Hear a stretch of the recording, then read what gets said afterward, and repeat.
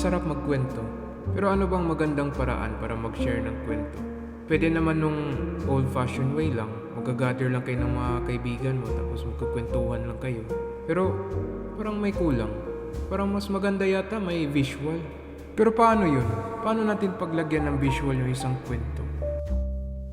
Ha? Ano to? Fun fact about me, I used to not be afraid of flying at all. And actually, I thought it was a lot of fun. I remember my favorite... Ang ayos nun ah. O ito, may isa pa. Teka, nasan si Vince? Nandun po, nababaliw. Nababaliw?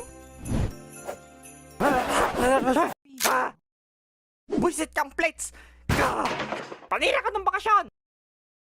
Merry Christmas! Kung akala nyo Nakakatawa yun ah. Ito, may isa pa.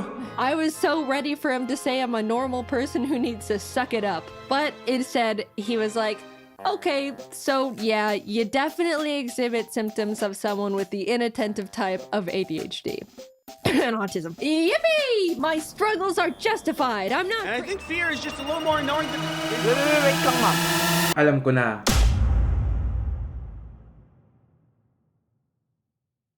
Yep, we are getting animated. Though, ipagpapatuloy ko pa rin ang pagbablogger kasi naging hobby ko na siya.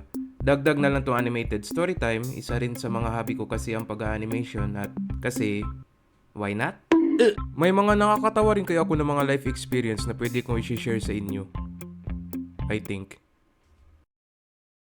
Ay! Kaya abangan nyo soon ang mga animations ko, mapa-shorts man or full length.